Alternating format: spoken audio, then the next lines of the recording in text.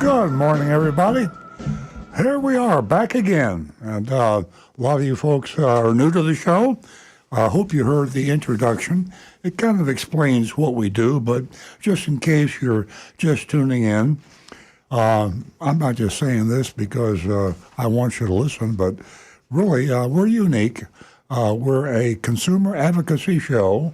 We're on your side, meaning car buyers, car leasers, car repairers, and maintainers.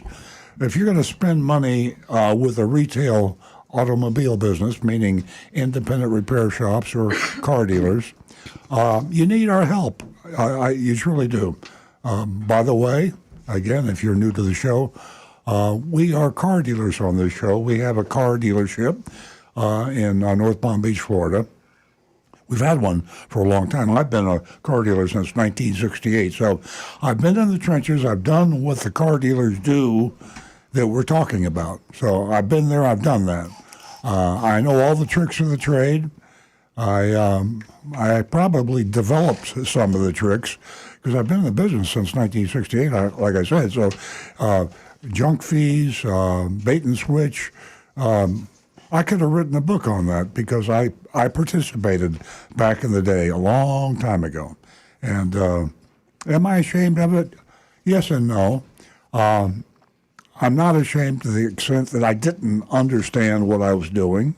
I mean, that's not a defense in court, I realize. Ignorance of the law is no excuse. But I feel a little bit better when I tell myself that. But as I got wiser and older and started becoming a consumer myself and getting into the fabric of society, I realized that car dealers were doing business the way horse traders did 100 years ago. And that's about how long ago that Henry Ford came around, introduced the first assembly mass production car. And since then, it's been all downhill for you, the car buyer. Bait and switch, exorbitant prices. We've just come through a period of the past 4 years, where you, the consumer, have paid more money to buy a car. Any way you look at it, as a percentage of your disposable income, you paid more money, thousands of dollars over sticker price, and now we're down to about sticker. Some of the automotive media is claiming that the car prices are dropping considerably. Well, they're dropping, but not as far back as they say they're dropping. So it's buyer beware, and we're here to be on your side. We want you to call the show, plain and simple. We have a call-in number, 877-960-9960. Please write that down. You probably don't have a question right now. We're on the air for 2 hours. We'll be here until 10 a.m. Eastern Standard Time. We start at about 8 to 10 a.m. Eastern Standard Time every Saturday, live. Exciting. You know why my heart rate goes up when I sit in this chair in the studio, because I know a lot of ears and eyes are on us. We stream the show. We stream it on YouTube. Probably our biggest source of that sort of viewing and listening. YouTube.com/Earl on Cars. That's Earl, YouTube.com/Earl on Cars. And our number is 877-960-9960. Now, we have other avenues to communicate with us. A text number, which we accumulate texts as they come in. The text number is 772-497-6530. That's 772-497-6530. So that way you don't have to get involved, and you can post your question either on YouTube or text, and we'll get to it during the 2 hours, probably. If you call, we'll get to it right away. And that's the reason we like the calls. We get a sense of your personality.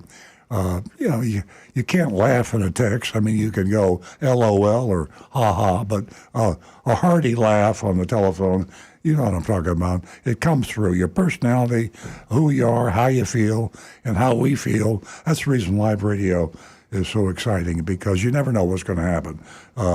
We just let it go here in the studio. We yak back and forth. We criticize each other. We criticize you. You criticize us. We laugh at each other. It's fun. It's like a, get together. It's nothing like Party. And if you're not careful, you might just learn something. Yeah, right. You can't give a person a textbook and say, read this, and that way you'll know how to do this. If you really want them to read something, you have to give them something they're interested in. So we want you to be interested. We want you to like us or hate us, or we want you to be involved with us and feel like, you're part of the team. And then once you get involved, then you learn. And we have a lot of people that have learned, and we get a lot of calls and a lot of texts, a lot of emails thanking us for helping you avoid being ripped off by a car dealer. So don't hesitate. And for those who really hesitate, we have an anonymous way to call us. It's youranonymousfeedback.com. Yeah. YOURANONYMOUS. Anonymous. Youranonymousfeedback.com. And if you you go on that link and you post your comments, critical, complimentary, questions, whatever it is. And we don't know who you are, where you are. We can't come and find you. It is a great way to have total privacy and get off your chest what you'll want to get off your chest. I encourage car dealers to call, because we know there are a lot of car dealers out there listening, watching. Every now and then one will call, and every now and then we'll get a anonymous feedback. Not enough. I mean, we want you to be part of this dialogue here, because times are changing for you car dealers out there. Things are going to be a lot different. The Federal Trade Commission has a regulation that we're trying to help get passed, combating auto retail scams. Yeah, I love that. CARS, C-A-R-S, combating auto retail scams. The Federal Trade Commission has some regulations in effect that they are going to hopefully enforce, which is the key. They already have some regulations into effect. Unfortunately, they don't have the capacity to enforce them, but we're on that side. We're trying to get things changed in the auto retail industry. Now, sitting to my left is my wife, Nancy Stewart. It's hard for me to turn around and look at her because I have a crick in my neck, but she's over there.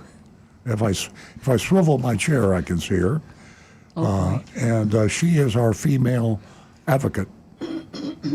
And I say this, I know your regular listeners, I hope you don't get tired of me saying it because it's important, that 20 some odd years ago, when we started the show, all we had were a bunch of guys calling the show. No ladies. And we brought Nancy Stewart on board, and she has brought our listening audience, our watching audience, and our calling audience up to about parity. We're just about 50-50. And we'd love to have you ladies call the show. So if you're female and you haven't called the show before, of course, if you've called the show before, please call again and again. But if you haven't called the show, we have a special offer for you, which sounds too good to be true. You have my word, it is not too good to be true. We do it. We have an offer for your first-time lady callers that Nancy Stewart will tell you about, and I'm going to turn the microphone over to Nancy Stewart right now. Good morning. Thank you. Welcome, everyone. And as Earl said, we do have a special deal for the ladies because we want to reach everyone in our listening audience. So, ladies, first two ladies, give us a call. You can win yourself $50 this morning, the first two new lady callers. And welcome to our pre-Easter party. So take advantage of that toll-free number, 877-960-9960, or you can text us at 772-497-6530. And you might want to jot down the text number because you can use that when we do our mystery shopping report to vote on the mystery shop. That's 772-497-6530. And we have our dog of the week. You want to tune in for that. We have a live video from Big Dog Ranch, and you'll see our dog of the week, and his name is Ryder. He has a whole lot of energy. He's a little over a year old, and he is I believe he's a Labrador Retriever. So, that's close enough. Okay, we are going to go right to the phones, and we are going to talk to Bob in Lake Park. Good morning, Bob. Good morning. Happy Easter, everyone. Thank you. Happy Easter. Oh, thank you. I had an interesting experience at Wayne Acres yesterday. They got a vehicle in, a Mustang in, that was very close to what I was looking for. So I took a ride over there to take a look at it. They brought it out to me. And the first thing I noticed was they put an addendum sticker on there, which I had never seen at that dealership before. It was called the Acres Advantage Plan, and it was over $1,700. It included the low jack, and of course, they get their dealer fee. It's $1,000. I bought a car from them before. They're fairly decent people to work with, but this is a new thing for that dealership. I've never seen them put addendums on their cars before. I'm surprised. They've been around for a long time. We haven't shopped them in a while, but if they haven't put them on in the past, they're one of the few in this area who haven't. Right. Well, the one thing that I thought was very interesting, and I was talking to the salesman there, for some particular reason, all the Mustangs that they get in there are very well appointed. They do a wonderful job of having different packages and different interior and exterior color combinations. And I told the salesman, I says, you ought to pat that fella on the back that orders the car. And he told me it wasn't a fella. Yeah. It's a female. Female, well. Yep. And I told him, I says, well, that makes sense because no other dealer in South Florida, and I looked at all of them, and most of the cars they order are very plain, and they did a wonderful job. They also told me that they also have a problem in the service area. They can't find any mechanics. So they're in the same position as Molinex. They can't find anybody that wants to work. Yeah, big problem. That's there's too few jobs and too many people looking for jobs, and it's just of all the trades, working with your hands, those sort of jobs are more and more people are going for the white collar job, and to find really good skilled technicians in any field, especially automotive, is difficult. Right. Well, Nancy, did you know that if you order a Bentley, you could get a diamond-encrusted gas cap? I did not. Well, yeah. I didn't either. Somehow that doesn't excite me, Bob. Well, the reason I brought up gas caps, and I wanted to talk to Rick about it. Toyota, do they use a universal gas cap on all their models, Rick? For the most part, they've modified a couple of them through the years. Some of them are the screw in, and when you twist it in a certain amount, it'll click, and you'll get several clicks if you need to tell you that it's sealed. Others have like a kind of a lug system, two big lugs that go in and turns about 3/4 of a turn, and you get just one click to tell you that it's now sealed in properly. Right, and the reason I asked you is because you had I think Anne Marie had asked you about a gas cap last week. And you had mentioned I had to go buy one for $40. And I'm thinking, why don't you just go to the Pick and Pay? You pull your own gas cap from the salvage yard for $5. Yeah. And most likely it's going to fit the Toyota because they probably use mostly the same cap on all their cars. Yeah, there's going to be two different, usually just the two different designs.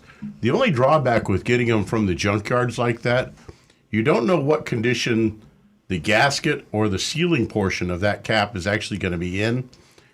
And for the little extra cost, to get one like from Rock Auto or Discount Auto Parts nearby, a nearby store, you can still save like $20. Pick up a gas cap for $25, and you know that it's going to be brand new. You know it's going to seal properly. And believe it or not, the number one cause of a check engine light on Toyotas that I've worked on is a gas cap. The gas cap starts to not seal properly, and it leaks vapors just enough that because of federal emissions, it triggers that check engine light. And that annoying little light staring at you, accusing you of not taking care of your It's just car. not the annoying light, because some people bring the car in because the check engine light comes on, and if you get a disreputable mechanic or service department, they're going to tell you you need a new transmission. So Yeah. one of the big problems with all the cars, as Rick says, most of the times that check engine light goes on is because of gas cap. But what an opportunity for the wolves that are waiting to sell you something you don't need. Yep. Right. Can you replace? Is the gasket itself replaceable on the cap? No, it's even. I mean, for the price of it, you're gonna just get a new cap. Right. I got it. Okay. Well, that's all I got, folks. You all have a wonderful holiday weekend. I'll Thank you, listen to Bob. the rest of the show and the mystery shopping report. Oh, thank you, very Bob. much. Thanks Have a for great being day. part of the show. Give us a call again. We are going to go to, oh gosh, we do have some calls backed up.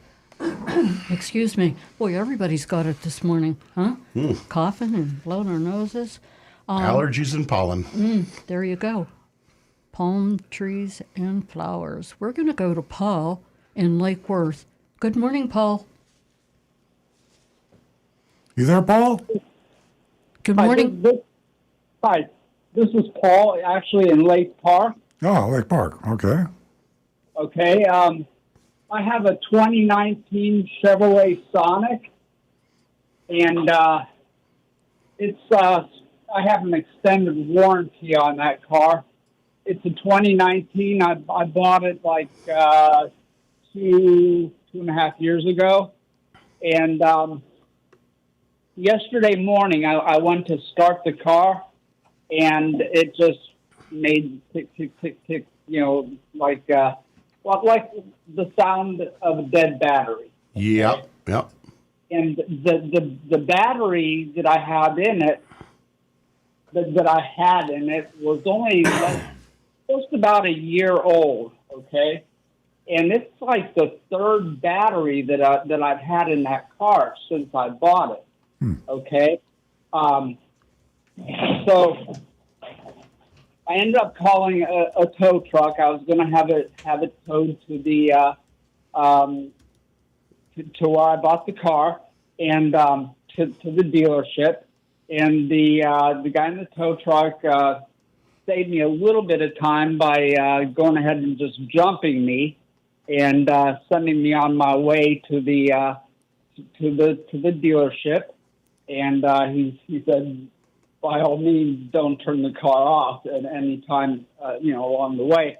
So I got to the dealership, and I told the service rep the problem, and he said, well, let's go ahead and turn the car off since you're here, and then we'll try to restart it. Well, we turned the car off, and it just started right back up. And then he ran one of those analyzers on the car, and it came back perfectly normal. Every category said normal. Okay, so he sent me on my way. He said the battery sounds like it's in excellent, in excellent shape. Well, I'm a delivery guy, so I do a lot of deliveries, and I got through the day. On my last delivery, the car would not start. Oh, boy. It did the same thing. I popped the hood, and that battery was almost ready to explode. It was spewing acid. It was expanded. Yeah. And They did you a disservice. So what happened? Right off the bat, I'm going to guess that you have one cell in that battery that was starting to short out. And when it did, it went quickly downhill when that cell finally failed completely. Their tester should have picked that up. I would have to wonder if they were using a Chevy authorized warranty level battery tester, or if the guy just grabbed one of the quick little handheld testers.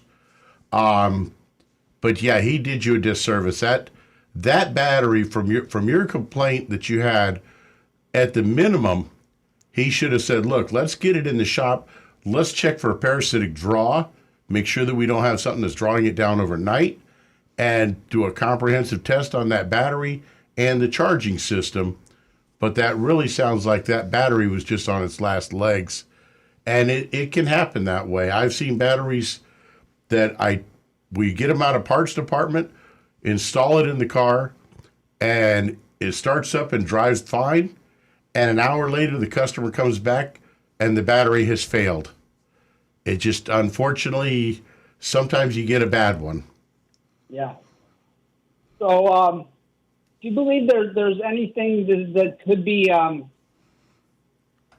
causing that wear on my batteries? Maybe an alternator problem? Now, that is certainly possible. The possible causes there is if your alternator is excessively charging the battery, it's pushing too much voltage back into that battery. That can cause excessive gassing and overheating of the battery. Other thing, and now this one I would take it from the way you described it, a little less likely, but a parasitic draw. In other words, kind of imagine like one little light is staying on, and overnight it draws the battery, makes it very weak. So it's hard for that battery to get charged all the way back up when you're driving it the next day. Paul, try some of these remedies that Rick has described. We've got a bunch of people holding online here, and the best thing to do is just be careful. Find yourself a reliable technician that will do what Rick is trying to do here. You need to get an independent, probably rather than a dealer technician, and someone with ASE certification in batteries and alternators. Electrical certification. ASE certified in electrical. For ASE, that's American, what is it? It's Automotive Service Excellence. Auto Service Excellence. It's the name of the game when it comes to choosing a technician. Auto Service Excellence, and find one that will talk to you and help you diagnose it, because otherwise you're going to get sold a bill of goods, and you're still going to have the same problem. By the way, if you have to replace that battery, go to Consumer Reports. Well, while you were talking to Rick, I pulled it up. I looked at the batteries. There's an Odyssey Extreme battery that's recommended for $359 that has a 99 rating. It goes all the way down to the battery you don't want to buy, which is a Die-Hard Silver 35 with a 29 rating, but it's only $200. Spend the $359 and get the best battery, and get the best auto certified, the American. ASE. Yeah, ASE certified, and they'll help you out. We got to move on. Thanks for the call. Absolutely, and thank you. Good luck, Paul. Ladies, this morning I have $50 for the first two new lady callers. Would you be willing to share your experience with us in purchasing a vehicle? Maybe you were in service and you had to get your car serviced for the family. Not only would you be talking to us, but you would be helping our female and male listeners and with your experience, and that will encourage them to give us a call in turn. We are going to go to Denise. Speaking of first-time callers, Denise calls us from Royal Palm Beach. Good morning, Denise. Good morning. Welcome. You just won yourself $50 for the first new female caller. If you stay on the line, you can talk to Jeremy in the control room, and he'll take your contact information, pass it to me, and I'll get you a check out for $50 this weekend. Oh, thank you. Just in time. Today's my birthday, too, so... Oh, wow. Happy birthday. How wild is that? Happy birthday, Denise. Well, thank you. I got an early present. A Absolutely. 2024 4Runner. Great. That's a great present. Beautiful red. I do have a question about it. I really love all the extra touches, like the beautiful backup camera and the blind side, little light on the side. All these little touches are so wonderful. But I have a question. When you hit the brake, it's pretty mushy. It reminds me of an old Cadillac with bad shocks. Is that something that you have to get used to? What was your previous car? That's what I'm asking. Hybrid? Yeah. What were you driving previously? A Dodge Grand Caravan. Okay. How old was it? My other one, Yeah. a 2010. Okay, so it was a bit older. Yeah, newer cars, especially the newest ones, the ABS systems, for some reason, they've modified what they call the spring systems inside the ABS module, and the brakes just feel a lot lighter in a lot of cases on these cars. It's one of those things where you kind of want to drive it and get used to how it feels. Obviously, your first thing you want to do is get on like an open lot or something, get it up to around 20 miles an hour, and give it a good firm stop. And if that brake still feels squishy and it doesn't feel like it's stopping normally, in a reasonable amount of time, then go back and have it checked by them to make sure that those brakes are operating properly. And you may even ask them, is there another one on the lot that you can drive just for comparison for your own peace of mind? I was going to suggest that, as I was going to wonder. I wondered if 4Runners did have a softer feeling brake. I drove my brother Josh's car. 4Runner drives a new 4Runner. I'm driving a hybrid Sequoia, and I had the sensation. I thought that's feeling really soft. He didn't think so. I go, why are your brakes so soft? He goes, they're not. They're normal to him. Yeah, there's a subjective feel to it. So that's why, as a technician, I always like to ask what car were you coming out of, because a lot of the, especially Dodge, their ABS systems, I don't really like them too much because it doesn't feel like the ABS would kick in very much. Anti-lock brakes is supposed to prevent your tires from ever locking up by getting too hard a pressure. So you should be able to step on the brake nice and hard, and the vehicle should come to a smooth stop without the tires making any sort of screeching sound like they're locking up. But basically, it's getting used to those brakes, how they feel. And if they still don't feel good to you, ask if there's another one you can compare to. And Denise, it's amazing how different, the older cars are as far as driving compared to a newer car. It's a huge difference, and it takes a while to get used to. I hope we were able to help you. Do you have any other questions? Well, more like what it is when you're inching into your parking space. You know how you want to go a little bit and a little bit, a little bit, so you don't, run into the parking stanchion. It rocks, almost like the shocks are bad. It bounces. it's not the brakes so much as it the whole thing bounces, and it just reminded me of a Cadillac in the past without any shocks. The shocks were bad.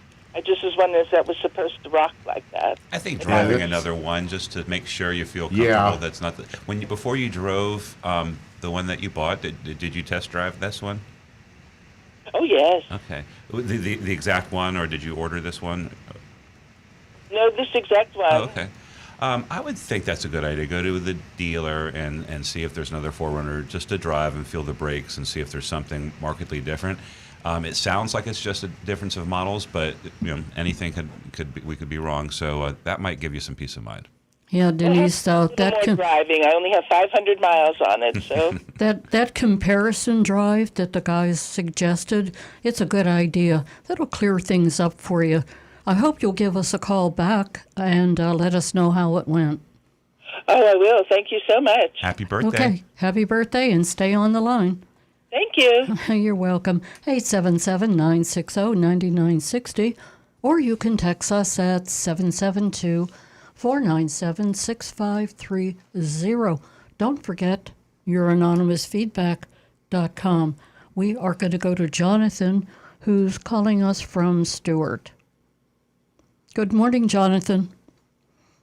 Yes, good morning. I have a question for Rick. I bought a 2013 Lexus RX 350, and I was getting kind of low on gas, so I drive up to Jensen Beach, and I go to BJ's because it's cheaper, so I get out a big long line, finally get up there to do it. I push the button for the gas door to open, and it doesn't open. So I go back and push it and everything like that, and some guy gets out, tries to help me and everything. Couldn't get it, so I Googled it, and I took it up to the Lexus dealer, and they say, well, we can take it in here and do all this stuff. They didn't charge me anything at first. And so, anyway, I Googled it, and it's like the spring thing. You open, when the door comes open, we pried it open, we pushed in the button at the Lexus dealer, but the little button thing there is, because when you shut the door, that opening on the outside of the door, that slot, the button goes in there. So what do you think it is? I mean, because I can't drive around with the thing open. I'm willing to bet it's that spring clip. Now, the easiest way to get that door open is take if you can find, this sounds crazy, find a small hard stick or something, a popsicle stick or something, even in something thin enough that you can wrap a paper napkin around it a time or two, put it in the gap around that fuel door opening, and push it in so to get some pressure on it. And then hit the button, and that stick keeping the pressure on it, will cause that door to pop open. And if you've got two people, it's even easier because you can catch it with that stick and get some pressure, and then have them push the button, and it'll pop open without hurting your paint. And then inside there's you'll see a little plastic piece, and it's supposed to have a metal spring on it that's like in the shape of a V. And the plastic clip for that right at the hinge, it breaks, and that little metal V falls off and is gone. Do you have popsicle sticks in your toolbox? As a matter of fact, I do, and pipe cleaners. I could go get some. That might be fun getting to the stick. Yeah, well, you could break a stick off a nearby bush. You can wrap a paper napkin around it. I saw you out the other day breaking sticks off. You can run over the 7-Eleven. Nice. Yeah, okay. Get an ice cream bar, enjoy it, and then you got a stick. There you go. Most gas stations have a convenience store right there. That's right. Grab a popsicle, go to town. Fudgesicle. But I mean, it's basically it's getting some pressure on that door to simulate that spring action. And once you get it open, leave it open until you can get a replacement. And that replacement costs like $5 to $6 retail. I mean, it's very inexpensive, but it does require a little pocket screwdriver or something to pop the old one out and pop a new one in place. And once you see the design on it and how it goes in, it's very obvious how the one end will wedge under and the little clip snaps down, and you've got that spring But clip. if you brought it to the dealer for that work, what would they charge you? About $50. $50. So you save yourself $45 right here. Okay, I yeah, tried. Jonathan, it sounds like an inexpensive fix for you. So, do you have any other questions? yeah. Okay, so let me just ask to make sure I understand this, because when I Googled it, I saw that little clip on the left-hand side. I'm looking at the door. I got it open. On the left-hand side, there's that clip thing. Yep. But I'm trying to think. Little figure out V. why you little popped it. But on the other side of the door is that little button that goes in and out. The little thing that you can push in and out. Yep. It's got a spring in it. So Yep. so which side am I going to put the stick on? The side where the spring thing is, or It's on the side where the hinge for the door is. It's on that Okay. left side where the hinge is. okay, so kind of right behind it. Yeah. Okay, got you, buddy. Thank you guys so much. Call us back and let us know if it worked, will you? Yeah, good luck, Jonathan. As a matter of fact, most places like a Discount Auto Parts, O'Reilly's or that, if they have, a lot of them will carry that spring clip in stock. And if they have it, I guarantee the employee will be happy to come out and help you get that door open to help you pop it in place. Oh, great idea. Great idea. And then again, it's $5 to $7, Yeah, and you're back on the road. Inexpensive fix. Thanks so much, Okay, Jonathan. I'll let you know what flavor of popsicles I got too. Yeah, please do. Goodbye. I like cherry. Give us a call next week. Have a great weekend and a happy Easter, Jonathan. We're going to go to Mike in Fort Lauderdale. Good morning, Mike. Welcome. Well, good morning, and thank you for taking my call. You're What I wel- want to call about is not about car problems, although I have a lot. I got a 2006 Cadillac, many problems. But what I'm calling about is to tell you how informative your program is. Oh, thank I you. listen to a lot of talk radio, and some of it is insincere and dishonest and confusing, especially the politics, But your program is boy, do I learn a lot about junk fees, about the strike, the auto workers strike you talked about recently, how long dealerships are going to last, car repairs, of course, and the state of the industry. And it's amazing. I like to listen to learn something, and I learn a whole lot from listening to you people. So I want to thank you very much for that. That's really what I have to say. Well, you made our day, also- Mike. Thank you so much. Oh, also, you saved me some money because you said about buying out a lease for a car. My brother's buying out his lease, and I told him, Earl said you have to pay the contract price, not a penny more. Right. And he did, and I said, you know what? I think I'll buy that car. So a good car, a 19,000-mile car, Buick, with 3 years, 19,000 miles on it for a very, very good price. So I learned a whole lot. Hey, we're That's having what an I want effect. to say. Well, you make getting up at 5 o'clock every Saturday morning worthwhile to us, and I thank you very much. I appreciate that a lot. When you listen, the secret of radio, if you find out information that you can use and it's helpful to you, as well as a lot of nonsense stuff that goes around. So you did a wonderful job for 5 o'clock in the morning. It's only 8:30 here. So, Thanks so much, Mike. thank you a lot. Have We a happy- appreciate your call. And you're right, it's a win-win situation. Free advice. So give us a call toll-free at 877-960-9960.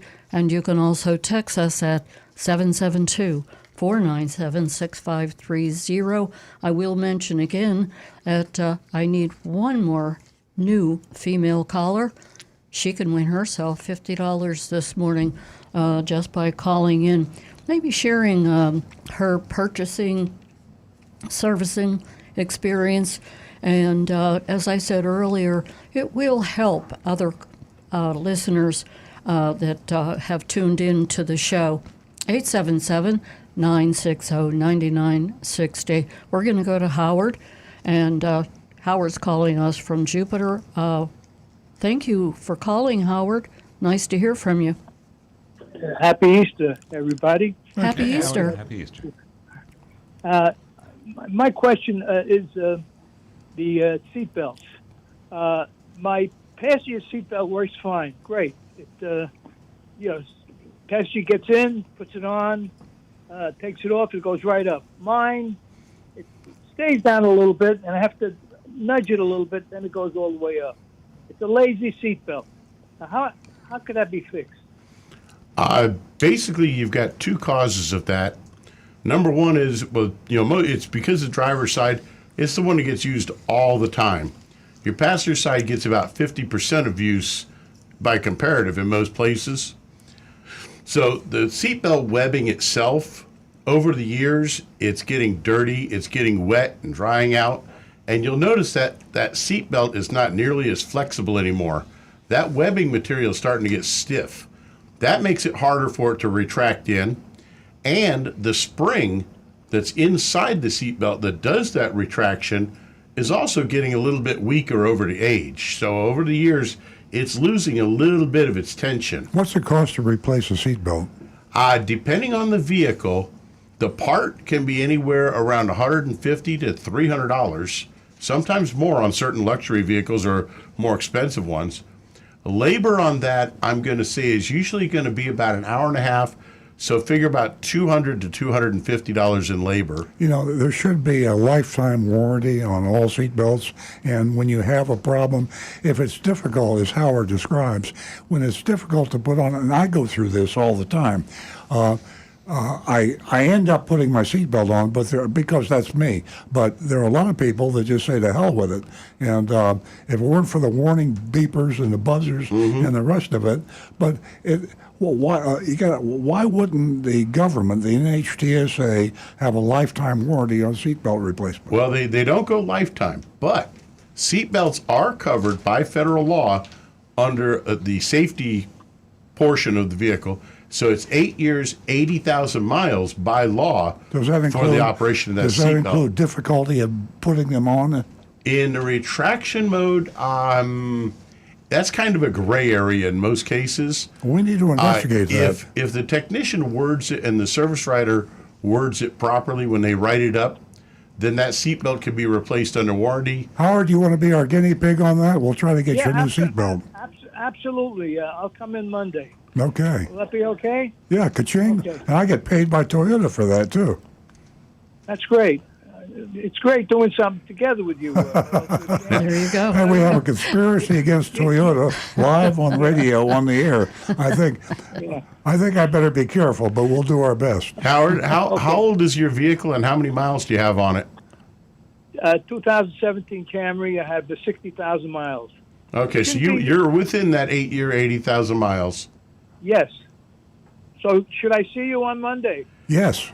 Tell them that you do not feel safe because it does not feel like the seatbelt is retracting or locking up properly. Bingo. When it's being pulled out. Bingo. Be sure they write that down.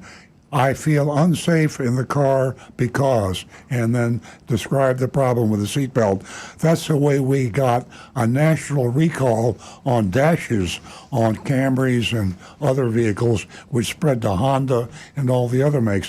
When a car owner has a safety issue, that is a red light. The NHTSA, everybody jumps on board safety. So it's unsafe, say so. We'll get you a new seatbelt.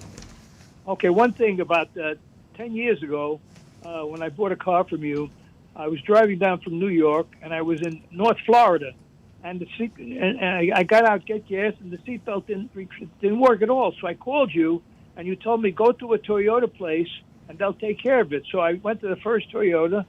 I had to wait 2 hours, and they changed the seatbelt for me. But the car was only like a year old. Right. It was the 2007 Camry. Wow. And you told me personally, I spoke to you personally. You said, go to this Toyota, I forget the name of the place, and they will take care of you. And just said that, tell them that I called you, and everything was. And when I got there, there's no questions. They took care of it right away. I had to wait about 2 hours, so it's worth it. But thanks for your help. You've been a great guy. And Rick, you're also a great mechanic, and I appreciate your help. And I'll see you Monday. Sounds good. Thanks, Howard. Look forward to seeing you. We are going to go to Marty, who's calling us from West Palm Beach. Good morning, Marty. Good morning. How you doing? We're great. Happy Easter. Same to you and everybody there. What I wanted to tell you, this is a DMV story. Oh, good. I bought my wife's Honda CRV last week, so I had to go to the Palm Beach County, one of the DMV offices. Well, first of all, now you need an appointment, which is a good thing. They give you and once I went at the appointment time, they give you a number. Now I went in line, and it only took me 20 minutes to do the title transfer. But my point is to tell people this. I leased the car under my name, and my wife's name was not on the title. So I wanted to put her on the title. And what I did before I went there, I called the DMV's phone number, and the woman there was very nice, and she told me, well, if she's not going with you, we've got a power of attorney letter that you don't need a lawyer or anything. It's really just a power of attorney thing just for the DMV. And my wife had to sign it, I signed it, and I could leave her home. She's not too thrilled with sitting there. So going to the DMV, I told the guy what I wanted, and the first thing the guy said to me, oh, she's not here, you need a power of attorney. I said, geez, I just so happen to have it. Gave it to him. The whole process took 20 minutes. Well, Nice. that's amazing, Marty. And the whole cost was $82. So the guy said to me, if you want, I can print the title out right here. It's an extra $10. So I said, well, go for it. Interesting. Because I don't want to wait for the mail. Yeah, save you some time. So it came to $92. $2 of that was credit card fee. But it was very fast, very quick, very efficient. And if you go to most dealers with one of their junk fees, they charge about $300 Oh, yeah. to do that process. Sure. So for anybody that wants to do that, that's the way to do it. And don't buy the lease through the dealer. Send your check directly to Honda or wherever the car was. That's a great message. That's good to know. You know, the Department of Motor Vehicles can be your best friend. It's a government agency, but in our experience over the years, they're staffed by some pretty good people. And of all the government agencies, which I hate government agencies in general, but the Department of Motor Vehicles, the Florida particularly, I haven't dealt with all of them, obviously, but they seem to do a pretty good job. They also have the power of life and death over car dealers, and car dealers know that. Most people don't, but if you don't have a license from the DMV, and you're a car dealer, you can't sell cars. I mean, in fact, nobody can sell cars unless you have a license. So a letter from the Department of Motor Vehicles to a car dealer saying, you're doing something we don't like, please change. Marty just came in and talked to us and told us what you did, and that's not right, please correct it. You'd be surprised how quickly the dealer will jump into the right mode of operation. They go directly to the dealer, the owner of the dealership, and they give them a warning. And when a franchise car dealer gets a warning from the DMV, they salute, stand at attention, and take care of it right away. So it's a good agency for people to know about. And what you just told us is something even nicer, that they could take care of this type of work a lot cheaper than the dealer will charge you for. Yeah, now, when you do it in your dealership, since you're honest, what do you send a person in? Like, in other words, you're not doing one car at a time. No, we use a service, a computerized service, and it costs us, I think, about $10 administratively, and they do all the registration and tag work for us. So the other dealers, they spend the $10 and they mark it up to $500 and charge it as a junk fee. But we consider it an overhead cost of doing business. I mean, $10. When we used to do it ourselves and work with the DMV and go back and forth, we had to pay a full-time person to do this and work with the DMV, and so the $10 is a huge savings for us. We don't mark it up and call it an electronic filing fee and charge you $500 for it. Right, right. Well, I just wanted to say they were very efficient, very friendly, and they got about. I went to the one on Military Trail because that was the first appointment I could get, and they got about 25 stations. And they tell you when you walk in, if you're doing title, they tell you sit by stations 1 through 4. And, very efficient now. And Good information, Marty. Thank you very much. Yeah, Marty, it's amazing. Just to let you know, the guy credited COVID Yeah, with being more efficient now. absolutely. Changed a lot. Absolutely. It sounds like Marty, you really reached a lot of our listeners this morning. This is a great call. And as I said, you've reached a lot of our listeners who, had a lot of questions. You answered them. Have a great weekend. Have a good holiday. Thanks, Marty. Thank you. Ladies and gentlemen, did you pick up the Florida Weekly this past week? That is the March 28th. I think it's the March 28th, April 3rd edition. It is one of Earl's great columns. Car buyers pay thousands more in hidden junk fees. What a great read this is. And if you haven't heard him talk about cars, have you heard? If you haven't heard him talk about cars, this here will fill you in on what he's trying to do to make things right.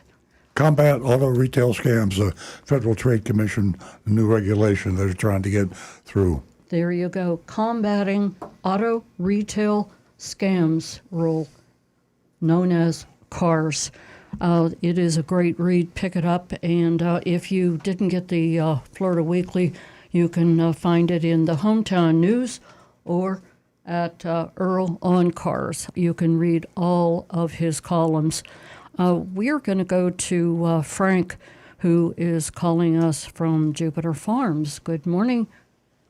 Hey, good morning to you all. Happy Easter, of course. Happy Frank. Easter, Frank. I got to tell you what a small world this is. A night ago, maybe Thursday. Yeah, Thursday. We were heading up to Stewart to meet some family members for celebration, some birthdays up at a restaurant called Nostalgia. But before we went there, we had to go by the Audi dealership that you guys mystery shopped a couple years ago and actually gave them a good grade because the key fobs was showing that the batteries were getting low. You could try and go in the car and it says key fob battery low. So before you got to go through that. And we stopped there at the Audi dealership and they said bring both fobs, the one you use and the one you got spare. And they put new batteries in and off we went. No charge. I go, what a nice dealership. Ooh. Then as we were sitting there, because we had a reservation Nostalgia, so we killed a little time drinking some of their coffee instead of going up there and sitting there. We were talking to some employees on Saturday. Every Saturday, the general manager treats them to pizza or subs or something. I go, holy cow, what a nice incentive for their employees. Yeah. And the employees are happy. Like when we go to Earl Stewart, the employees are happy. So you guys got it right, and I got to compliment you. For very few dealers have happy employees, it seems. All you need is some pizza, and no, I'm just kidding. No, that helps though. That definitely helps. That's a really good thing to do. Yeah, but food is definitely an incentive. Yeah, so we're driving up US 1 and we go by Wallace Chevrolet, and I go, I remember that. That was on your thing last week or so, and they got all these trucks with this big $20,000 off. Oh no! Sales signs on $20,000, and Anne-Marie goes to me. Is that sure? I said, no, they really got mystery shop a week or so ago. You can't believe the hoops you got to jump through to get, $5,000 off, let alone $20,000. Yeah. And I said, well, if we had more time, we might just go there and play and see and do a little, a second mystery shop. But that's anyway, a big thing. I'm seeing, like I was noticing on TV, the huge discounts are back, mainly on the the domestic dealers, but I haven't seen 20,000 on TV, but I've seen 10,000 with different manufacturers, and this is on the digital TV, OTT. If you're watching streaming TV, it's becoming more and more. It's a very popular advertising avenue. As a matter of fact, we're doing it there as well, and it's reminding me of the old days with the big discounts and the quick little glimpse of the fine print. Exactly. And then so I went online this morning just to make sure that was what, and I called them and they said, yeah, it's the end of the quarter, so it runs out today. Today's the last day because we're closed tomorrow for Easter. And I said, oh, okay, that's all right. He said, well, let me go check the manager. No, come in and ask for a manager. We'll give it to you next month too. But they're saying it's up to $22,500 MSRP, and there's 100 Silverados to choose from. They're 2023s. And then there's little by the way, if you want another 1,000, just show us your Costco card when you come in. New 2022s? No, 23s. They're calling it 23s. But you hear that? He says for another $1,000 off, bring your Costco card. That's come on. Yeah, that's abusing the program. It's truly amazing how that you bring it to light. And so, with that, I better let you get to other callers. And thanks, Frank. Thank you, Frank. I'll tell you what. I'll send you on the text thing. We had a nice birthday party here at the house, and we had a chef come over and cook paella, seafood paella for the whole crowd. Where do you find those? Oh God, I'll talk to you. I got to come in this week, and we're going to do that title thing. Okay. Get my name, my son's truck. But I'll give you the guy's name. Okay. I don't want to do some advertising on the radio and get in trouble, but no, it was unbelievably delicious. So. All right, again, you all have a great time. I'm glad your turtle nest made it through. And actually, I've been over near Ranch Colony. Is it Ranch Colony where you guys live? Henley Colony. Yeah. Anyway, when the policemen had lost something, they wanted me to bring my metal detectors and do some search and recovery mission. So, yeah, it's a very nice, interesting place. I guess. Let me think who the guy was. Roy Rood, was he in there with you guys at one time? Do you remember? It sounds familiar. We have the nicest police force of all time. It's like Mayberry. Everybody knows the cops. The cops know everybody. Nice place. Yeah, I saw they had one bullet. Everyone had one bullet, so that's kind of nice. We got to run, Frank. Thank you very much for the call. Take care, everybody. Bye-bye. Was he referring to Gomer Powell? It might have been Andy Griffith. 877-960-9960 and give us a call.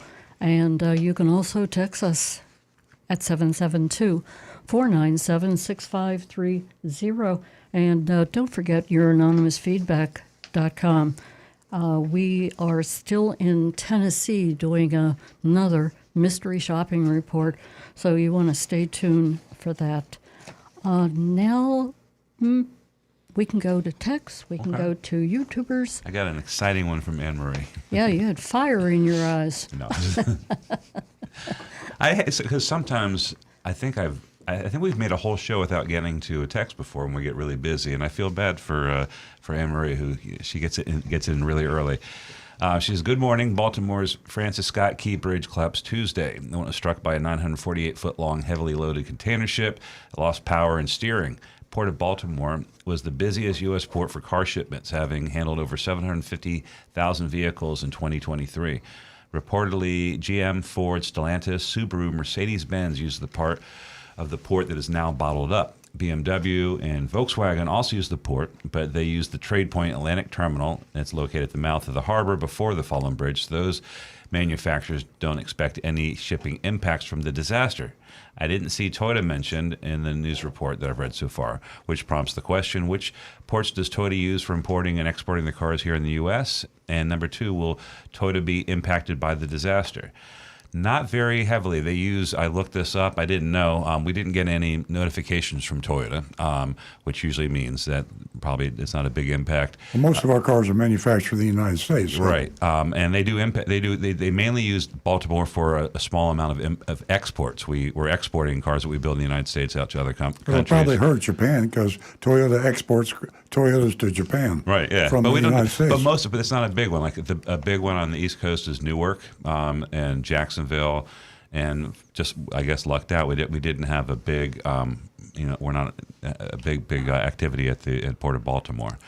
But yeah, the other ones are going to be hurt. I don't know how it's going to impact. I wouldn't be surprised if it's used as an excuse for higher prices, maybe availability. Yeah, well, psychologically, they might use it for some. Yeah, it's not. The dealers will probably have an addendum label about the St. Francis Bridge. The dealers will. Label. Right, Yeah. the dealers will. The manufacturers won't. They're going to reroute their traffic to other ports. Yeah, definitely. And I read that it's going to have a minor effect on the auto industry. Definitely nothing like it was during COVID. When I first started with Toyota, they used to send us for training in Jacksonville, and that was where a lot of the cars would come in. We were right at the port. Yeah. And we could go to the cafeteria there for lunch before 9/11. It was like Toyota land. There was literally parking lots that seemed to have like Horizons. 10 or 20,000 Toyotas. It was all Toyotas as far as you could see, all directions, and it was insane. And sometimes as we were driving cars as part of our training, we could drive down through all the way to the riverfront, and it was just Toyotas everywhere. It was forest the of weirdest Toyotas. feeling is it was just all these new cars. When did you say that happened? That was before 9/11 of 2001, because after 9/11, they got super strict on anyone allowed to get in that port area. Boy. And as trainees, we weren't allowed to be in there. What a sight. Okay, folks, give us a call toll free at 877-960-9960. And Stu has more texts for you after I take this call. And Rick has some YouTubes to share with the audience. We're going to go to Mark in Lake Worth. Good morning, everyone. Good morning. Welcome. Thank you. I've got a question for Rick regarding a pesky engine light.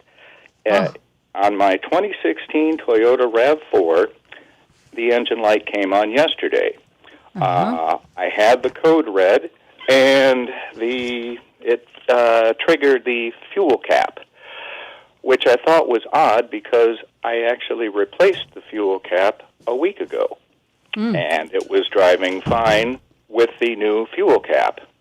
So, and I've also cleaned the neck and the housing around the spout area, and I can't figure out why I can't get the light to go off. It sounds like you were listening to the show, the earlier part of the show. We were discussing just that.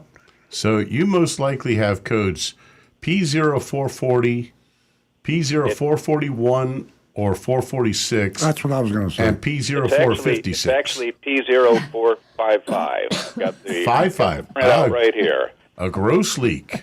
Okay. First thing I would be looking at is the purge valve under the hood.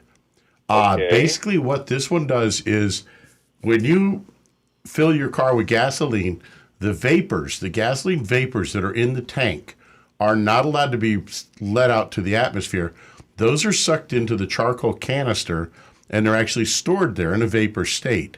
Then when you start your car up and the engine's been running for about 1.5 to 2 minutes, the purge system will come on, and it will suck a vacuum in that charcoal canister and pull all those vapors into the engine and let them burn through. Now, if that purge valve is staying open, if it gets stuck open, that will cause that P0455 code, which is what's known as a gross leak. That's a big leak that means either your fuel cap has totally failed, or that purge valve, or somewhere else under there you have a really big hole in one of those vapor lines or in the charcoal canister itself. You could possibly have had a rat get up on top inside there and chewed through a vapor line, and that would also cause that code. So it's something that you're going to need to get checked by the dealership. If you want to try just the quick DIY, those purge valves are going to be running right around $50, $60. And the way you tell it is it's up near the air cleaner, and one hose is going to come off of it and go to a metal pipe that goes back underneath the car, heading back towards your fuel tank area. And the other hose is going to come off of it and go to the throttle body, and then you're going to have a single electrical plug to it. So if you wanted to swap that out, you could do that yourself for no charge, and you just kind of, if you want to throw the guess at it, about a $40, $50 part that you can get from Pep Boys, O'Reilly's, AutoZone, any of those, and give that a try. And if that doesn't cure it, then you'd need to get the system vacuum checked, and they would actually run a smoke machine to look and see where those leaks might be occurring. That doesn't sound like fun. Well, I guess my next question is how serious is it? Because I need to do some driving yet before I can fully repair it. It means nothing.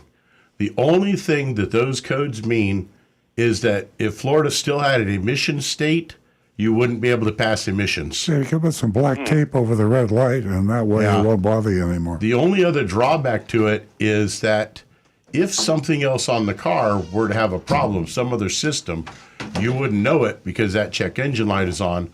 So if you simply take and you check the codes like once a week, if you got one of those little inexpensive code pullers and you pull those codes and clear them out just once a week and look if anything new comes up, then you check that out. But otherwise, you could just leave that thing alone. And like Earl says, a little bit of black tape over that check engine light so it's not staring at you, and you're all good, because we don't have emissions testing in this state. And, it's maybe not the best ecological answer, but financially, it's a lot better. So the canister purge valve is replaceable by myself, possibly. Yeah, because it's, like I said, it's right under the hood. Anything beyond that, probably not. Yeah, because the charcoal canister and those lines, they're buried on top of the fuel tank, back by that back axle area, and those could be much more difficult if your to get conscience doesn't bother you about the possibility of polluting the atmosphere a little bit more, then you have nothing to worry about. Well, that's a fair point. One other question, please. Am I correct? As long as the engine light is not blinking, it's not a critical failure? Well, a blinking light usually is going to have one other indicator. Your car's going to be running rough. That usually indicates a misfire. And if it's a severe misfire, then you're going to feel that. But a blinking light generally means that it's a misfire, or it's something that... It's something more serious, right? If that condition continues, it can cause more damage. Yeah. Okay, I understand. All right, that's very good to know. And I have a quick follow-up for Earl. A few months ago, I called asking how I could get rid of some brown spots that were on the bumper, that were underneath the decal. Yeah. And it was very frustrating. Well, it turns out you've got a guy at your shop, Ricardo. I had a chat with him, and he took care of it. Wow! And it was very reasonably priced, and he did a great job on it. So tell others if they've got the brown spots under the decals, Ricardo is able to pull that, clean it up, and replace the decals, and it looks great now. Fantastic. Well, thanks very much for the plug. It's not very well known that Ricardo is Rick's alter ego. Okay. Dum, dum, dum. Just kidding. No, Ricardo runs our tent and accessories department, and he does a great job with that. So good job, Ricardo. Well, he did for me, and I appreciate it. Great story. Thanks so much, Well, Mark. Thank you. Have a great weekend. Have a great weekend. Happy Easter. We are going to go back to either text or YouTube. What I'd like to do is get that. Can you put that up for me? Before we do that, I had something I wanted to cover because of the combat auto retail scams. There's a lot of conversation about whether or not we should be pressing the dealers for cleaning up their act. And this is an advertisement that is on local, and I say local, it's in South Florida, from a car dealership by the name of Palm Beach Toyota. And it's so typical. I say this with a slight amount of hesitation because, as I say, we have a Toyota dealership. But it fits into what this whole issue of combat auto retail scams, Federal Trade Commission regulations all about. The car dealers that want to be honest, the car dealers that want to treat you right and be transparent, are prohibited from doing so because of the competition of advertising by dealers who don't want to be honest, like Palm Beach Toyota. And on the screen, if you're streaming us, you will see an advertisement for a new 2024 Corolla, new 2024 Toyota Corolla, $99 a month. Now, all you'll be able to see from this is, $99 a month. Wow. I'm going to go get me a new Toyota Corolla I may for get $99 a two. month. I'll make it 3. Exactly. So I took the ad and I blew it up, and I have it. I'm holding it in my hand here. You can't see it on the screen, but I'm gonna. After looking at the fine print, here's what this $99 a month Corolla really means. First of all, it's not a purchase; it's a lease. Secondly, to get the $99 payment, you have to come up with over $9,000 in cash Who's out of running pocket. that ad? Huh? Who's running that one? Palm Beach Toyota. This is a classic. They love the $99. Now, you say that, and I'm preaching to the choir here because the listeners and the viewers of Earl on Cars Know this. you're the creme de la creme. You're Yeah. the educated They know consumer. better. You ask questions, but they're intelligent questions. Yeah. You are not victims. The victims are pouring into Palm Beach Toyota, and they're buying. They're making them one of the largest Toyota dealerships in the country. They are a prime example of how difficult it is for a Toyota dealer to run an ad. Now, if I ran an advertisement for $300 or $400 a month, which would probably be a fair price for this transaction, nobody would want to come into my dealership and buy the car for me, and I'm only 10 miles away from Palm Beach Toyota. So they go into Palm Beach Toyota for $99. They get flim-flammed. They get sold the car. They don't get out without less if they want this car. They spend over $9,000 out of pocket. They might, if they lease the car, they're out of their minds because they could have bought the car and put $9,000 down and owned it at the end of their payments instead of having to give the car back. So it's a typical example as why the Federal Trade Commission, if they could stop this kind of activity, then I'm an optimist. I like to believe that most car dealers, I choke when I say this, but I'll modify that. Some car dealers are honest and transparent, and they're afraid to come out of the closet and be honest because it'll cost them their livelihood because they can't compete against the dishonest dealers. Rick? Johnny Z. Fradley wants to know how much down to get my payments down to $9 a month. So I think there's exceeds the allowed amount you can put down on a lease. in the fine print, they have $7,000 down on a lease, That's probably plus the max. first month's payment. And then they charge you 10 cents per mile when the average driver's 12,500 miles. So that's another big shot at the end of the lease.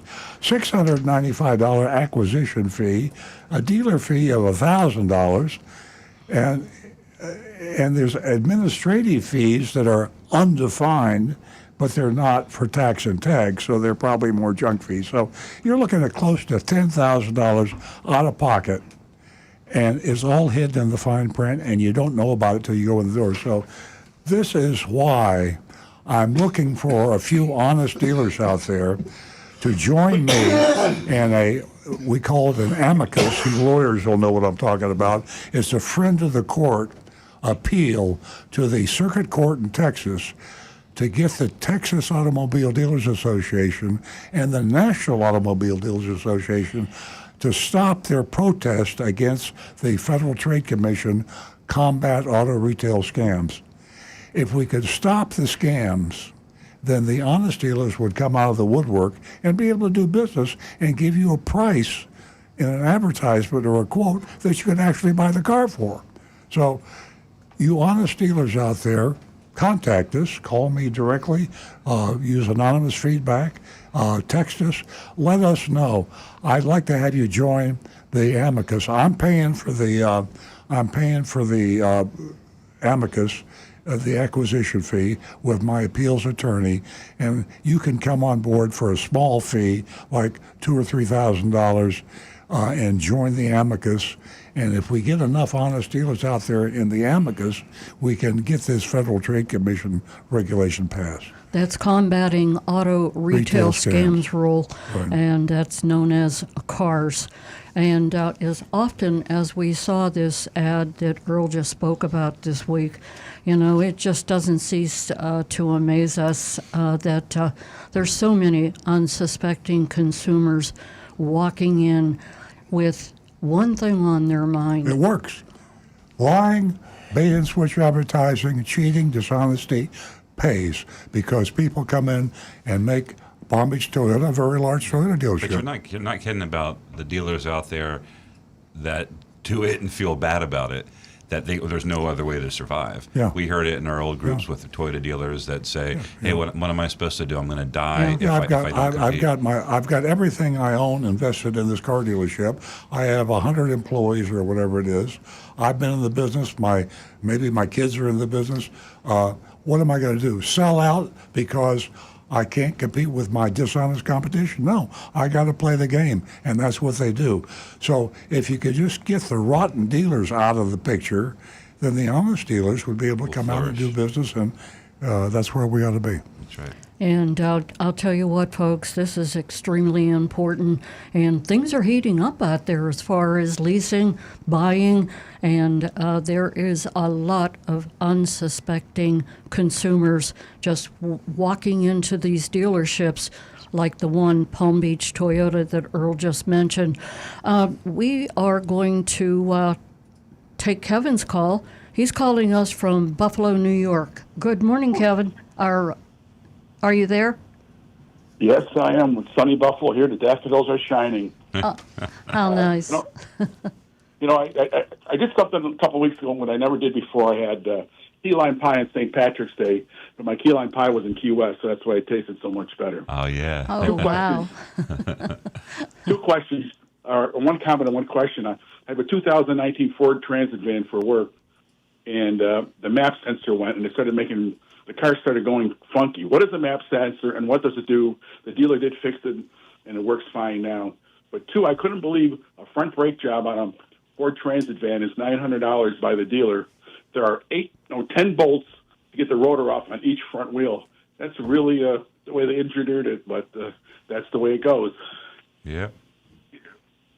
Yeah. The map sensor, what does it do, Rick? MAP sensor is manifold absolute pressure. And basically what it does is it compares the air pressure outside under the hood to the air pressure in the engine's throttle body, in its air intake, and reads what the difference is. And the vacuum, the lower pressure going into the engine, increases when you step on the accelerator. When you give it more gas, it actually is drawing more air in, and this system compares the two to determine how much air is going in the engine. Once the computer knows how much air is going in, and it compares it to the information it's getting from the other sensors, it uses a chart to know how much fuel to inject into the cylinder to try to get the perfect burn each time that spark fires. It's kind of like the old days with a carburetor, where you could adjust the carburetor to get just the right amount of gas going in. But what it's doing is it's making that adjustment every single time that cylinder fires. So when you're doing, say, 3,000 RPMs, those 3,000 times that engine's going around, that cylinder's firing 1,500 times. And that's in 1 minute, and the computer is making an adjustment to that fuel amount 1,500 times a minute. And it uses information from the map sensor to be able to do that. Well, it sounds interesting. I almost felt like the transmission was going, but I was so glad it was just a $500 part. So Yep. That's pretty good. Considering. Thank you. And I also like your show that I can listen to on YouTube. And when I walk my dog out there, I live as a rescue dog, so I enjoy listening to your show on YouTube after the show's over.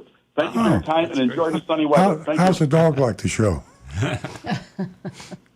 Not really, because, well, it does like the He only likes the dog. He and I are outside Tell him- sniffing away and barking at things. So Well, tell him to stay tuned. We got the dog of the week coming up, so he probably would be interested in that. And Rick's barking. Yeah, as long as he doesn't bark too loud, they don't start barking back at you. Yeah, we have our special effects There it is right there. from Rick. Well, no, the best effect are Rick's barks, so we can't have two competing barks. Right. Thank you. There you go, Kevin. Thanks so much for calling. We're going to go to Rick or Stu. I've got an interesting one here. This was kind of an odd question, but it's one I kind of wonder about. Cliff's Pick says, when you go online to a car dealership and it has that little pop-up for a chat, the chat person, are these chat people at the dealership and their employees? Probably not. Or is this Probably not. I'll They give- can be. Run. No, they there's a thing called in-house chat and managed chat. Most dealerships, I'd imagine, just don't have the staff or the department to do an in-house chat. Where to be effective, you have to have somebody sitting there, or at least on their phone, ready to chat all the time. Managed chat is done by a service provider, and they have call centers, and they're giving basic amounts of information about the dealership, and They'll answer nothing, Right, of, nothing- of any nothing of substantial nature. substance. All they have is their dialogue, their the hours, Yeah, the dealership, anything that's important. But there's a little bit more to it. They can send you information okay. I'm not trying to do a commercial. A dealership like us, that's a one price. You can send a listing of a car to them. Yeah. Our listings happen to have our price on it. So they can send examples of cars or of our inventory. But to get a real conversation, you need to actually contact a dealership employee. The managed chat. It's not you like said. Apple chat. If you're Right, they're not gonna fix you anything. chat with Apple or a good company like that, you have a knowledgeable person. And if you have to wait to get online with a chat, you're probably going to get a knowledgeable person. Right. When you don't have to wait, you got 2,000 people out there, and they just pop up and they have a script that There's they two read levels from. of chat. Like in most places, even like Apple or things like that, there is an automated thing, gives basic information. But then if you need a real agent, this will stand by an agent. And most of the chat companies, even for car dealerships, have that ability to do that, to have the AI hand off to a human. Well, Johnny Z. Fradley came back, said to at Cliff, he says, you should ask the chat right away, is there a dealer fee or forced add-ons or any other junk fees added to your prices? You know what they're going to answer exactly? They'll say, let me I get your name refuse and to number. answer on the grounds that might tend to Exactly. incriminate me. Right. Actually, they'll just say, great, we can answer that for you. Can I have your name, address, phone number, social Exactly. security number? Because most I of gotta them are love my done. YouTubers. Yeah. Most of them are done through an independent contractor.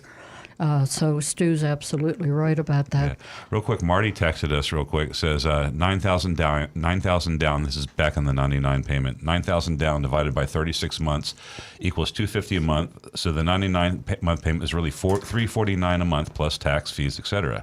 Very good point. Yeah, there you go. I'll take a look at As a that. matter of fact, and when Earl said, he goes, if it was $350, that would be a fair normal payment, and that's exactly what it is. You're just fooling people up front. That's out of the woodworks. If we ever got this combat auto retail scams thing through the courts, if we got through the courts, it'd be interesting to find out who is really honest and transparent out there. I don't know what the percentage is. It could be a huge percentage. I mean, I don't think so, but wouldn't it be nice if suddenly, overnight, we had a civilized auto retail group of dealers out there to sell your cars? I would say about a third of the people in our group were decent. We're A good, third, but yeah. most of them were like we're pushing the bad stuff. Yeah. Donovan had this on that one. He says, that regulation is badly needed. I've been shopping for a Mustang Mach-E, and the amount of junk fees being added today from any dealer on used cars is insane. Yeah. I'm seeing some adding $4,000 or more in my shopping across the state. The west coast of Florida used to be better. Yeah, but they're learning from Broward and Miami dealers. As they grew, exactly. The southwest area and Fort Myers, there's some pretty tough dealers there too. They got a while to catch up on the southeast Florida. I'll tell you something. It's kind of humorous. Nancy and I were going through the automotive news this morning, and the one of the major articles in this week's automotive news. I'm kind of thumbing through here. I don't see it, but basically it says that the only 18% of transactions in the last quarter were above MSRP by car dealers. Now that's BS. Right. They're not counting fees. This is because that's a J.D. Power survey, because even J.D. Power and the manufacturers don't know what the profit is that car dealers Hey, sell. let me give you a perfect example. We sat down and in our meeting, and we looked at this thing. We call it the Dora. We don't call it. It's called the Dora Report, where we compare our performance financially to a group of dealers. They don't identify their names, but they're the group, and they average them out. They actually consider the profit made by the junk fees. They call it additions to income, and it goes off to the side. And so when they compare us to the performance of other dealers, it looks like we're doing terrible. But it's they're adding this thing on. They don't even recognize it as profit. And the manufacturers are culpable in that because they do have the right to demand a financial statement. They do have the right for the dealer's actual accurate accounting numbers in the transactions for their service and their sales and cars and parts. So they allow the dealers to take the junk fees. Now I'm talking to all the manufacturers now. The auto manufacturers, GM, Ford, Chrysler, Honda, Toyota, they allow the dealers to take junk fees and hide them in miscellaneous expenses. Those junk fees should be added to the price of the car on the financial statement. That way, the manufacturers have knowledge that the dealers are charging thousands of dollars over MSRP. The J.D. Power survey proves that they don't know that, and of course we do that anyway. It wouldn't be 18%; it would be 37% or something like that now. Okay, where are we? Okay, if we are going to stay with schedule, we need to go to our dog of the week. Okay. And that is from Big Dog Ranch. And there you go. Ooh, You just scared Devin's dog. I don't know about Ryder. You might want to give me, Rick, maybe a calmer. This is Ryder. He's only a little over a year, and he's 34 pounds. There you go. That's a sad dog right there. All right, let me take Better a look than at Ryder nothing. here. Anyway, Ryder is our dog of the week, and as I said, it comes to us from Big Dog Ranch, who we are associated with, and Ryder is a retriever Labrador. And he was found on the streets just wandering around looking for food and water. And they picked him up and they took him in. And he was also a foster dog. So if you can't adopt a dog, you can always foster a dog. And it's a little, a layover until someone like Ryder can get adopted. So we have a video that Jonathan is going to set up right now, and you can take a look at Ryder. Hi, my name is Susan, and I work here at Big Dog Ranch, and I just wanted to introduce Ryder to you. Ryder is a 17-month-old pup. He's been in a foster home before. He loves other dogs. He loves toys. He loves to go for walks. Oh, and he loves water. He would make a great companion for somebody who likes to go out on the boat, the beach, maybe have a swimming pool. He just needs a chance to have a family. He just needs a family. So come take a look at Ryder. He seems to walk well with on a leash. He is young, so he does have energy.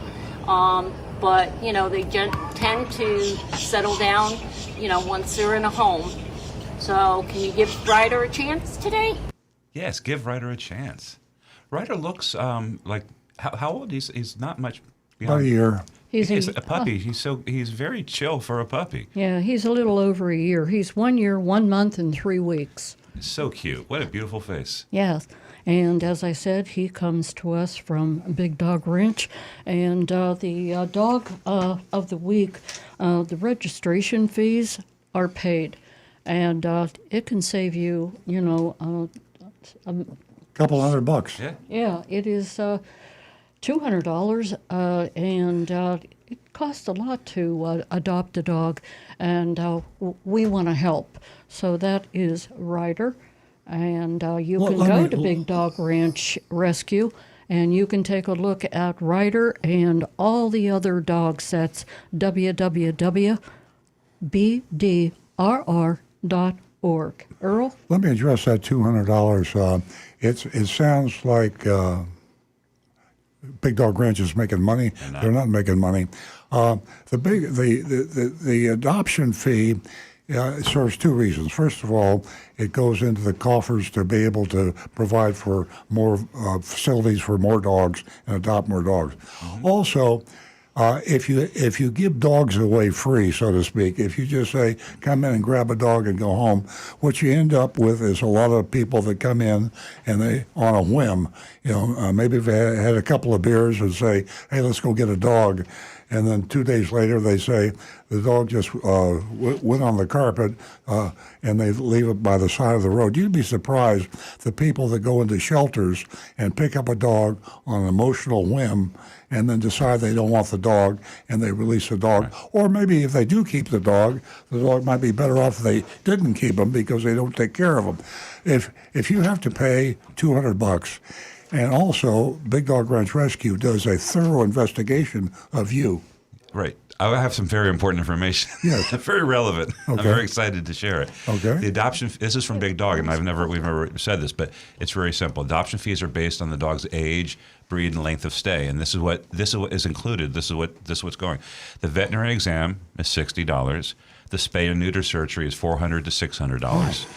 This is what the Big Dog is paying before you get your dog. Heartworm test is $50. This is all paid for. All age-appropriate vaccinations, rabies vaccination for dogs older than 4 months, microchip for permanent identification, behavior assessment by BDR trainers, that's another $100. A complimentary BDR group training session, which is new, so you get a group training session when you adopt a dog. Isn't that cool? And also 1 bag of starter food for $20. It's $785 that costs them to give you the dog, and so they're roughly $250 up to $325. Wow. Purebred puppies are going to cost you $750. Well, but the idea is not passing along the cost because the costs are much greater than that. Greater. It costs millions of dollars a year for Big Dog Ranch to exist, and they have more than one facility. And I said last week, and Stu corrected me, that they're the largest no-kill shelter. I think from a strict standpoint, they are the only no-kill shelter, truly no-kill shelter, because what the other shelters do that maybe they don't euthanize the dogs, they can't keep the dog, and they give them to Big Dog Ranch Rescue. So big shelters can't keep a dog for 2 or 3 years. Big Dog Ranch Rescue is big enough because they have the money and they have the contributions and they have the generosity of the founder named Lori Simmons, who gives a huge amount of her own money toward the care of these dogs. So, it is, I'm going to say again, it is the only true no-kill shelter in the country. Rick is waving his hand at me. Dog food ain't cheap. No, thank you. Not anymore. Yeah. Most definitely. All those dogs need food every day, so that's and a lot of it. huge. And also, they have a veteran service program out there where they're training dogs. The veteran comes in and, they pair them up with this particular dog to see, if they get along together, if they're meant to be together. And it is just an amazing place. And if you get a chance, head out to Big Dog Ranch. I got one last sweet thing to say about them, about the pair bonding. Yes. what they do. I've never seen this. I don't think shelters do this. If there are dogs that are pair bonded, and dogs are emotional creatures, and they form relationships. They're buddies. They're buddies. They don't separate them. Whether or not they're actual siblings from the same litter, or they met at Big Dog Ranch Rescue and became lifelong pals. They got to go together. And I respect that. Yeah, they provide a second chance to rescue dogs by training and matching them up with the military. And folks, I'm going to mention Earl's book. Why? Is very important for two reasons. Number one, all proceeds go to Big Dog Ranch, and you can purchase the book on Amazon. You can go to Earl on Cars. You can go to www.earlsbook.com. The book's $19.95, and all proceeds go to Big Dog Ranch. So take advantage of that. And the book is a great asset to have on. And go online, www.amazon.bdrr.org. That too. Hope we didn't give out. That's the best one I've heard. Yeah, that's what happens when Rick clears his throat. Okay, folks, I see by the clock it is time for our mystery shopping report, and we're still in Tennessee. And we went to CDJR, Murfreesboro. That's a tongue twister. Say that really fast. Beeman CDJR. Beeman CDJR. Murfreesboro, Tennessee. Okay. Okay, Earl. I'm reading I Were the Shopper, If I Were Agent Lightning, our ace shopper that does an amazing job. And again, the Beeman family owns a bunch of dealerships, and one of them is the Beeman Chrysler Dodge Jeep. What's the R stand for? Ram, yeah. I decided to go check out the Jeep prices since I was out of town and will someday own a Wrangler. And I believe Agent Lightning will buy a Wrangler. Yeah, manifesting. She's a real shopper. She buys cars, and that's what makes her such a good mystery shopper. She's a real professional car shopper, and she does it because she likes cars, and she buys cars for her family. I arrived in the afternoon and was greeted by a young customer service representative who asked how she could help me today. I like the she. I said I'd love to talk to someone knowledgeable about Wranglers, and I saw one online that I'm interested in. She made a phone call, and a saleswoman named Karina came up. So two females. Female came in to buy a car. That's Agent Lightning. That's me. And then there was a customer sales representative, a female, and another female, Karina. So that's got to make Nancy happy to see females getting into the auto retail business. Came over to welcome me saying, I'm the Jeep expert here. How can I help you? I mean, wouldn't that be nice? I mean, I believe it. She was a trained product specialist in Jeeps, which, what a great way to be able to spend time with a salesperson, somebody that knows something about their product. So I hope that's accurate. I believe it is. I said I get a little confused looking online with the different models, and was hoping you have someone help me figure out exactly what I want. Karina said, perfect, let's go over to my desk. She then asked, what features are most important to you? I said, I really want adaptive cruise control, heated seats, and then I'm not sure about the hard versus soft top or the 4XE versus full gas. Those are all valid questions. We looked at quite a few options online, then I decided on a new 2024 Jeep Wrangler, high altitude 4XE, a hybrid model with a limited all-electric range of 21 miles.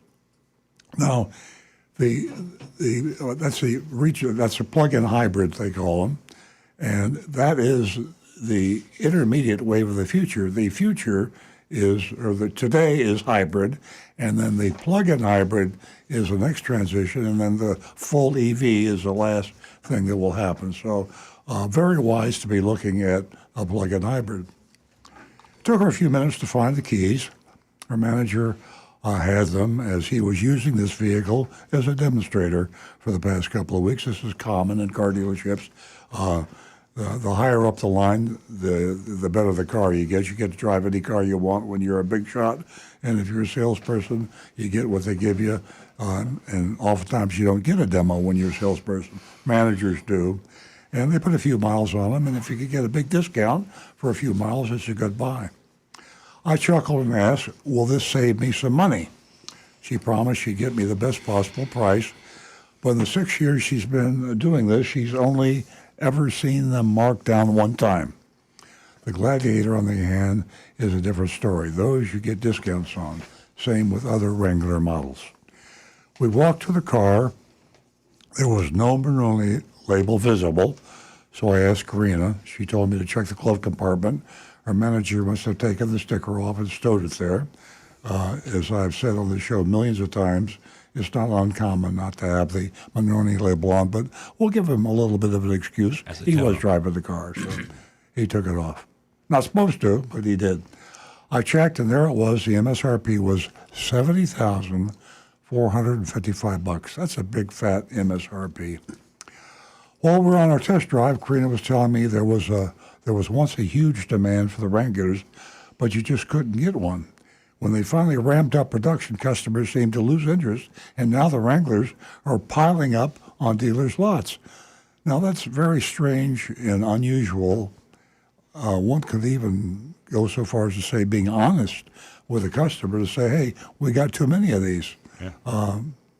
They do have too many of them, and she told the truth. We drove around quite a bit and went over all the features. The new 2024 has electric seats for one.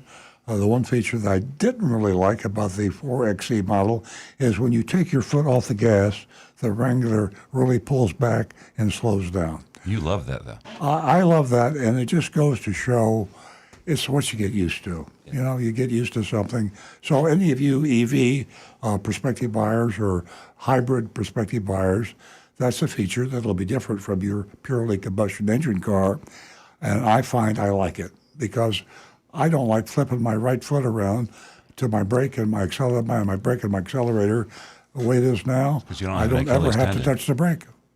It's tough without an Achilles tendon. Yeah, and with Achilles tendon, it makes it even worse. Yeah, right, with that one. Karina said that's where the Wrangler is working a hybrid mode to recharge the battery, and that's true. It's a good thing when that car decelerates. That means it's charging your battery, and you want it to charge the battery because that is going to save you gas mileage. There are 3 buttons for each mode: hybrid, electric, e-save, and a locked gas tank. I don't understand. That may be a feature that prevents the gas engine from kicking in unless you authorize it, because we had a lot of our Priuses had an electric only mode, right, that it would stay on the electric battery as much as possible, because there's some places that you're technically not allowed to drive a gasoline vehicle. What? Like the sidewalk. There are certain small towns that they say you have to have it in electric mode, and while you're in that area, there's places that do that. What small towns are those? Mackinac Island. Huh? Mackinac Island. Actually, they don't let cars on Mackinac Island at all. There's a couple island places, places in Europe, down in Italy. We're talking about the United States. Yeah. Anyway, okay. I'm going to Google that, Rick. I haven't got time to challenge you on that now. Once back at the dealership, she had me back it into the spot right up front. This model has the one-touch top that opens automatically. It slides all the way back. Rick is frantically Googling to stay ahead of me here, so if he remains quiet, we'll know I was right. You do that like 7 times a show. The Wrangler had just Jonathan's wiping the tears away from his eyes from laughing. Once we're down playing around with taking the top off, we headed back inside to our desk, which, by the way, is right next to the sales managers. We sat down. Karina says to one of her sales managers, Sam, also a female. Boy, a lot of females in there. Nancy is really going to get excited about this. Most of the people in that dealership, as far as Agent Lighting is concerned, are female. All of them. That's really cool, yeah. Interesting. Yeah, right. That's a tough business. Congratulations, girls. Hey, Samantha, are you ready to help this girl right here make her dream of owning a Wrangler come true? Sam replied, of course, let's do it. Karina finished putting my info into her system and noticed I had been back there in 2021. So I'm amazed that we haven't, the Agent Lighting hasn't been trapped yet. I mean, nobody's ever caught her. We go in, we expose dealerships. She comes back again. They find her in the system, and they still don't get her. Probably because of the turnover of personnel that they just don't know what happened. So anyway, I don't know how big our listenership Yeah, is they in don't. Murfreesboro, so You're right. Lance might tell them. It could be. I mean, if you were careful, you could flag this. She's a shopper, but they don't do that. I said, I'm pretty sure you're the one that helped me back then, too. Well, she didn't remember. Of course not. She asked me why I wasn't looking closer to home. I told her that I'm not a fan of the one. I'm not a fan of the one by me. Oh yeah, by the dealership by me. Google Napleton, and you regular listeners know that Napleton is the Black Bart of all car dealers, and you'll see why. Sam was listening and said she hates to hear that because it really isn't that hard, to be honest. It is hard, to be honest, trust me. And fair to your customers. I mean, that's the problem with the car dealership business. It's hard to be honest. That's the whole point of the Federal Trade Commission, combat auto retail scams. So I digress. She promised to get me her best price up front, no playing games. I asked about the Wrangler having so many miles on it, and she said, we'll take care of you, I promise. Karina walked over to Sam, and I excused myself to make a phone call. I came back, and Karina had pulled up another chair and said, I'm going to let Sam have the pleasure of presenting the offer to you today. I think he'll be very happy with it. Sam handed me a sales worksheet. The top line market value selling price was MSRP, $70,455. They applied a $4,000 discount, making the adjusted price $66,455. Then they added Nano Cure Griffin Elite for $1,495, a $797 dock fee. They also added $4,648 in taxes and fees, and Stu says this seems to calculate out correctly. Taxes itself is like 4,000 something. So, Yeah. So my real price was $68,747, which was a $1,708 discount from MSRP, and of course the discount they showed on the paper was $4,000. So in this case here, they were below MSRP. I asked about putting the Jeep on my credit card. They seemed shocked by these questions. Sam said they allow up to $3,500 of the credit card, no more and no fees. She basically said the same thing about credit card fraud that prior dealerships have told me. Anyway, I thanked them for their time, let them know I needed to think about this and talk to my husband more after he's done with work. They said they understood and hope to hear from me soon. So there we have the second Murfreesboro, Tennessee mystery shop in as many weeks. And as I've said before, if you shop a dealer in Florida, you're looking for trouble. If you shop a dealer in South Florida, you will definitely have trouble. Yeah. And you go further north and you go west and things get better. I'm headed to Murfreesboro. It's almost worth the transportation cost to go out of state to buy a car if you live in Florida. With that said, we got to vote on this. We vote on the curve. You don't fail a dealer if he's just an average, rotten, lying, cheating dealer. I hate to say that, but the average dealer is just non-transparent, dishonest, and bait and switch, and that's average. So if he's really bad, then you give him a D. If he breaks the law and ought to be in jail, you can give him an F. A, don't give him an A. I say that. We do have a couple A's, but they are like hen's teeth. They're very rare. So grade on the curve, and we'll go around and poll everybody and see what's happening. Bob gives him a B on the Jeep in Murfreesboro. By the way, it was nice to meet Rick at Bonefish Max this week. Oh. That was... All right, thanks, Bob. It's great to be out there and be recognized. I'm refreshing my screen because I don't want to miss anybody's grades. but I'll tell you what I'm thinking. They did really well. They did better than the other Murfreesboro dealer we did last week. I think a B is in order, definitely. Rick? Okay. Let's see. I've got Negan 1 says, I see a D passing by barely, but barely. And let's do a quick refresh here. Wow, See, Negan. I hear Tough, they're man. coming in. And that was the, Stu, that was the Ford dealership Yeah. last week. Yeah. Okay. Jodid says, C. The discount on a Jeep should be larger given the inventory, and that add-on was ridiculous. Mark Smith says, I'll give him a B plus for honesty and being a decent dealership. Johnny Z. Fradley, not an excellent price these peeps are giving. I wasn't born Easter Day, so I'll give Beeman a D, man. Man, I'm being way too nice. I love B-man it. gets a D, man. Oh, Tim Gilliland, NanoCure is the only hiccup for me, B. Brian Sidlatko, if Jeeps are overstocked, I think you can get a better discount, C+. Cliff's Picks, I'll give them a C.